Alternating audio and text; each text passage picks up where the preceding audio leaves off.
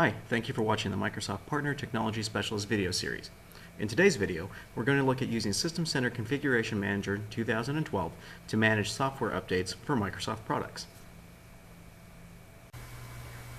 One of the main functions of System Center Configuration Manager 2012 is pushing software updates to our clients. Let's take a look at how to do that. The first thing we need to do is to configure sccm update point to download the required updates. So let's come over to Sites, click on our site, and configure our site component. Our software update point is already installed, so let's configure that. Here we go. We're going to come over to Products, and let's create a deployment package for Windows 7. So let's scroll down to Windows, choose Windows 7, and click OK. Once that's configured, we can come over to Software Library, All Software Updates, and run a synchronization so we can pull down those Windows 7 updates. Let's click on Synchronize Software Updates and click Yes to start that synchronization. If you want to see the status of that, you can use the CM Trace application included with System Center Configuration Manager and viewing the WSync Manager log. So scroll down here, we'll see the status of that. Once this is finished, we should see a SMS synchronizing updates completed. Once Configuration Manager is done synchronizing with Windows Update, we can come back over here to update our all software updates and make sure that those have all been pulled down.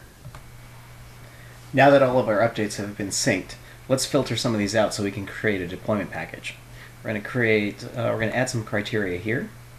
And we want to choose Product, Bulletin ID, scroll down, Expired, and Superseded. These are our criteria filters.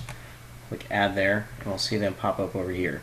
So Product, since this is a Windows 7 deployment package, we obviously want to scroll down here, choose Windows 7. Bulletin ID contains, I'm asked to make sure it's Microsoft Bulletin ID. We want to choose expired.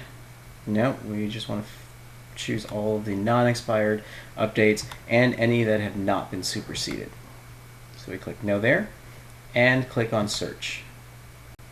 Alright, so now we have a list of updates for Windows 7. The next thing we want to do, let's save our search so we can use those criteria again. Click on Save Current Search, and let's say Windows 7 Updates Search Criteria. Click on OK, and we'll save those as our search criteria. Alright, now that those have been filtered out, let's hit Control A to select all of these. Normally you might want to go through and filter out any that aren't related to your environment, like for betas or service packs, but in this case, let's just click Control A to get all of those. We're going to come up to Home, and we're going to create a software update group. Alright, the name of our software update group, Windows 7 Updates, and click on Create. Alright, so we can come over here to Software Update Groups, and we'll see our newly created Windows 7 Update group. Going to right click on that. Let's click on Show Members so we can see exactly what's included in this update. And you'll see that we should return that list that we had filtered out just a second ago. Alright, and there they are, all ready to go. Alright, next step, let's deploy these updates. So we click on our Windows 7 update, right click, and deploy.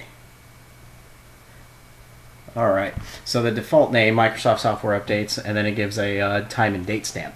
Let's make this a little bit more specific. Let's come over here and actually name this Windows 7 Updates. We're going to deploy it out to the following collection. Obviously, we only want to send this out to our Windows 7 clients, so it shows our Windows 7 client collection. And click OK. Click on Next. Alright, on this screen we have some options to set. We'll make this a required set of updates and detail level. We're going to choose minimal so we don't have to show the end user everything that's going on. Click on Next. And when are we going to make these available?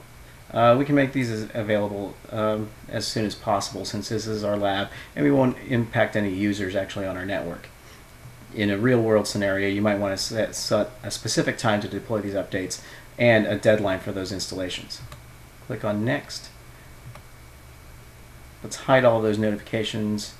Actually, let's go ahead and show those to the end user. Alright. When we've reached that deadline, what do we want to do? We want to say these are the activities that they can do. Update to all the software and restart the system if necessary. Alright, we'll click on Next. Since we do get some pretty powerful reporting, let's generate an alert whenever our client compliance is lower than, let's say, 80%. Click on Next.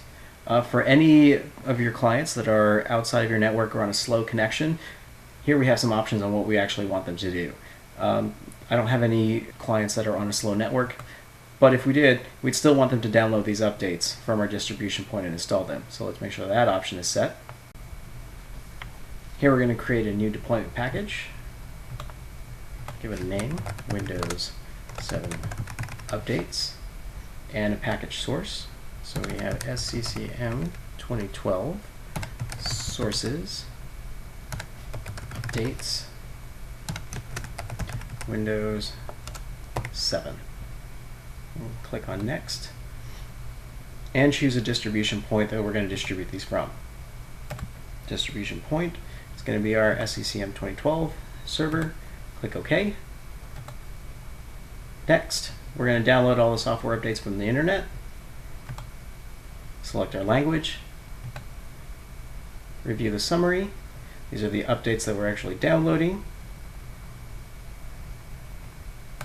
Click on Next and wait for those updates to be downloaded. And once all of the configuration manager downloads all of the updates, they'll be deployed out to our collections that we specified. Click Close, and then once the Windows 7 configuration manager client actually polls sccm for any new updates, it'll start the process of downloading the updates to the Windows 7 machine and applying those updates.